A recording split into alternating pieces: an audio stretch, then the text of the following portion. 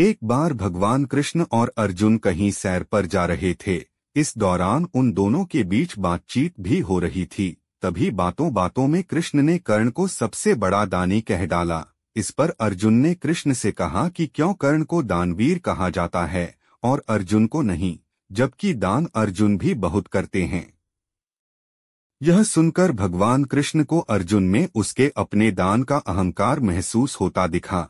तब कृष्ण ने कहा, तुम मुझे कल प्रातः मुझसे मिलना। जब अर्जुन उनसे दूसरे दिन मिले तो कृष्ण ने उनसे 2 पर्वतों के समूह में सोने के अकूत भंडार के बारे में बताते हुए कहा कि वे उनका सारा सोना गांव वालों के बीच बांट दें। तब अर्जुन गांव गए और सारे लोगों से कहा कि वे पर्वत के पास जमा हो जाएं, क्योंकि वे सोना बांटने जा रहे हैं। यह सुन गांव वालों ने अर्जुन की जय जयकार करनी शुरू कर दी और अर्जुन छाती चौड़ी कर पर्वत की तरफ चल दिए।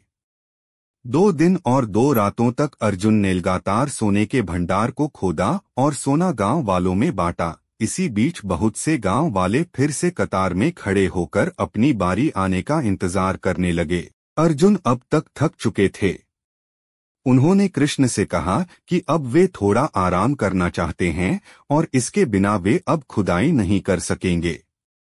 तब कृष्ण ने कर्ण को बुलावा भेजवाया और जब कर्ण वहां पहुंचे तो कर्ण से कहा कि कर्ण, आप इन सोने के भंडार को इन गांव वालों के बीच में बांट दें। कर्ण ने सारे गांव वालों को बुलाया और कहा कि ये दोनों पर्वत में सोने से भरे भंडार उनके ही हैं और वे आकर सोना प्राप्त कर लें, और ऐसा कहकर वह वहां से चले गए। अर्जुन भौंचक के रह गए और सोचने लगे कि यह ख्याल उनके दिमाग में क्यों नहीं आया। तब कृष्ण मुस्कुराए और अर्जुन से बोले कि तुम्हें सोने से मोह हो गया था। तुम गांव वालों को उतना ही सोना दे रहे थे जितना तुम्हें लगता था कि उन्हें जरूरत है, इसलिए सोने को दान में कितना देना है इसका आकार तुम तय कर रहे थे। लेकिन कर्ण ने इस तरह से नहीं सोचा और दान देने के बाद कर्ण वहां से दूर चले गए।